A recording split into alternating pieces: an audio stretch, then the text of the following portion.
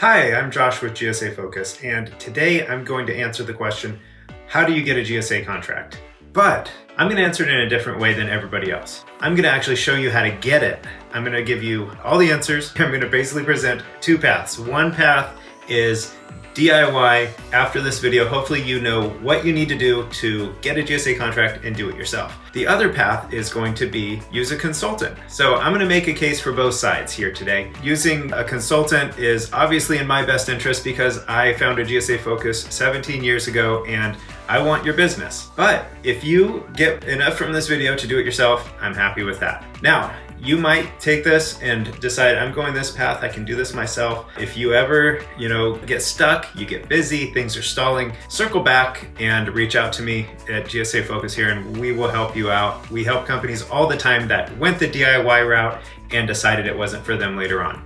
If you watch all of this and you say, I don't have the time, I don't know what I'm doing, and I don't want to do that, then come to us and we will answer all your questions and see if getting a GSA contract is the right move for you, and that's what we're here to do. So let's get on with it. Ultimately, the decision to pursue a GSA contract on your own or to hire a specialist depends on the factors around your company, such as resources, expertise, priorities. Let's go over the pros and cons of doing it yourself. If you do it yourself, obviously there's cost savings. You're not going to have to pay a consultant. There's also the fact that you will be gaining in-house expertise. That could be helpful. You also have control, or at least more control, over the finer details within your GSA contract, where sometimes a consultant kind of makes some of the adjustments for you. And then you're also kind of avoiding the dependency of having an expert that you're going to have to kind of keep around for a long time to keep your contract up to date. So those are the pros. Transitioning over to the cons. Doing it yourself is time consuming. There's a very, very steep learning curve. That's the first one. It's time consuming. You're not going to get the contract as quickly. You're going to miss opportunities. Very, very likely you're going to miss out on some very large awards. The lack of expertise is going to come in and make for many, many rejections. That's just how the GSA works. It's going to cause delays and all that stuff. Also, a con to doing it yourself is that an expert works with the GSA every day and they have inroads developed, relationships with inside people at the GSA, and that can help kind of grease the wheels to get things awarded quicker.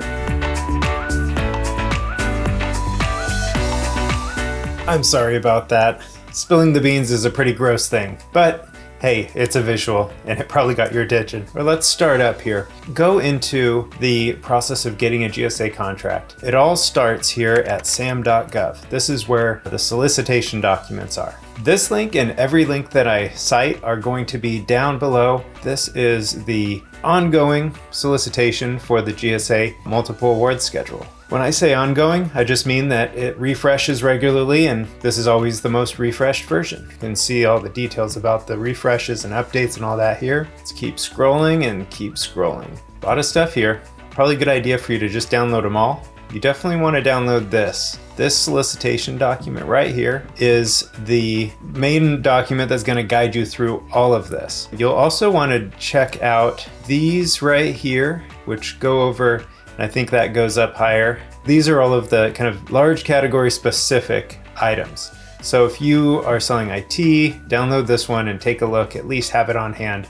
and take a look at it. The solicitation document is the main document you're going to want to download here. And let's keep going. If you need any help, there's that. This is the history, and that goes on forever until we hit the bottom. So we're not even going to do that. The next page that is very important is the gsa.gov page. It's a very long breadcrumb trail right here to get there. They really hide this, don't they? This is what it looks like when you get there. Please view the latest available offerings attachment. So download that, take a look, download this, take a look, mass solicitation. This actually, I believe, will take you to that SAM page. So maybe this is the only link you need. Next up is downloading some documents. So this is going to give you what's called the PPT, whether you're selling products or services.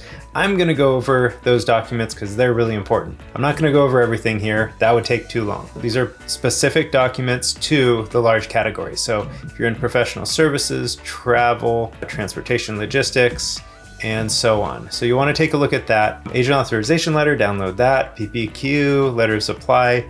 If you sell products and they're not your own, you'll need to get that. And then down here and everything else is more or less the same thing as before. Let's say IT, let's look at this. So if you're selling hardware, then you'll want to download and take a look at all that. If you're selling cloud, this is the SIN for cloud right there. You'll want to take a look at that, read that, all of that stuff. A lot of paperwork. They really pile up the paperwork for you, and there's a ton of it, and you don't need it all, but you definitely need to know what category you're going into. To know what category you're going into, let's do this real fast. If you ever need to do some research, here we go. I'm moving a little fast, but that's fine. This is the page that has all of the different SINs. You could see over here are the SINs. Then here is the description and everything. This is about it. If you're in IT, take a look at this. If you are in professional services and so on, look into your category and download everything. I would just say download all the documents you think you need, put them in a folder, and then just go through that folder. So now let's move this over here and look at some of the documents. Solicitation is a good place to start. So scroll down to about the 5th or 6th page, you get to the table of contents, and this is where you'll kind of want to take a look. So preparation instructions and evaluation criteria, that's important. I clicked it again and it sent me there again. I keep clicking it. There's a lot of boilerplate. You could see 155 pages to this PDF document. Preparation instructions is the first section.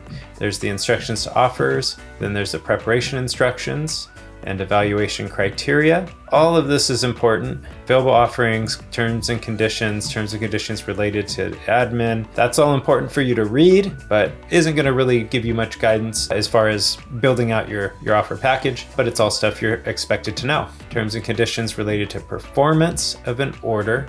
And that's it. There's a list of attachments as well. You can see 155 pages. So there are going to be a few attachments that take you down to 155. So that's that. Let's take a second and go through this. So offer preparation instructions. This is really what you're going to want to read several times. And it's a lot. There's a lot of boilerplate. Guidance. All right, so let's just click guidance. Oh, I found it. You know what? The guidance was right there at the very top. Instructions to offers. This is what you really want to read and get to know. All of these terms like TDR, industrial funding fee, IFF. You'll need to know what those are. TDR is peppered throughout right here. Price reductions. These are important clauses and information that they put there. So wrap your head around that for sure. Section 1. Gosh, look at this. 18-point font right there and 8-point right there, and then it jumps to like 10 or 12-point font. I haven't looked at this since the last refresh, and it's kind of interesting. So this tells you if it's for products and services, and then you read it, and then now you know. You could follow this to the T, you're probably still gonna get rejected. Rejections are, I've heard the GSA say they do it 75% of the time. I've talked to people who say they do it about 90% of the time. So all of this is important to understand and follow. You have to kind of build these templates yourself and follow them. That's the hard part. You know, an expert or a consultant has the templates built, plug everything in, and it's good to go. So there's a lot of speed to that. Scrolling, there's the section 3 price proposal. So the price proposal is going to kind of go through a lot of the pricing requirements. We should be getting to the end soon, and I think we're hitting the end. Okay, so now it gets into the evaluation criteria, which you'll want to read this. This is going to be the reasons why they might reject your offer. So you kind of have to know this stuff. We are at page 22 at the end there, and what did that all start out at? Just good to have a page count, right? At the end of the table of contents, it starts with this on page 2. So 20 pages of instructions right there. Next, I wanted to go over, of course we went through all of this stuff, and you're going to want to download these documents. These documents should all be cited in the solicitation. They should be, kind of peppered throughout, but you have to do anything and everything. Services, this is called the PPT, the price proposal template. And this is a really important document for your GSA. So this has the pricing terms in here that you have to fill out. And this is just the same thing, but this is for products. So it looks really similar, pricing terms. And then there's the services pricing where you have to put in vendor name, your SIN, description, type, labor category, and the description, keywords, minimum education, minimum years experience. I'm skipping over some that aren't super important. Security clearance, facility, Domestic or overseas, this is an important one. Your price, this is your commercial price.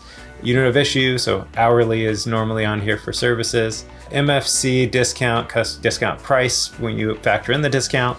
And then the GSA offered price related to the MFC. That's all these. Supporting invoice, this is a really important thing with GSA. Every labor category in services has to be supported by an invoice, statement of work, and basically past performance documents. So if one labor category, let's say you're offering up 12 labor categories and 11 of them are supported, but you have a blank in there and you don't support it, you're looking at a rejection. That's just how the GSA works. Everything has to be lined up just perfectly. That's how the GSA works.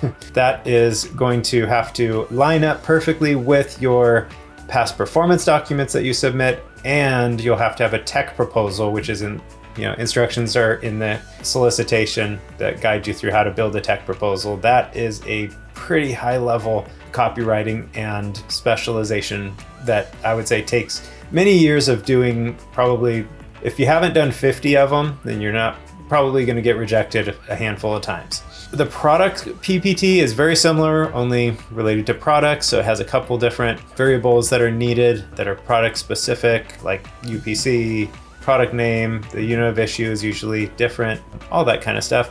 But that's it. There are more tabs down here, and this is something to look into, courses and training. Just don't want to miss any details. That's about it. So there we go. In about 12 or 13 minutes, how to get a GSA contract yourself. The decision is yours. You can take this video, take these links, try to do it yourself. It's a lot, but you can save a couple bucks. Or you can just reach out to GSA Focus and we can do it for you. We are DFY.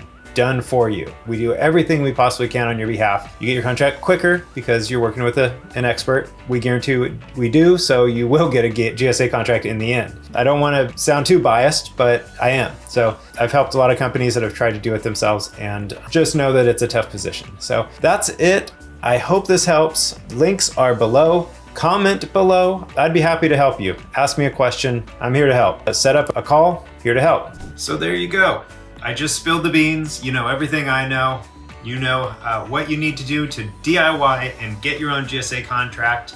You can make an informed decision now on whether you even want to do it yourself, or if you want to get involved with a specialist, an expert in the GSA program like GSA Focus. Either way, I hope it helps, and thanks so much for watching.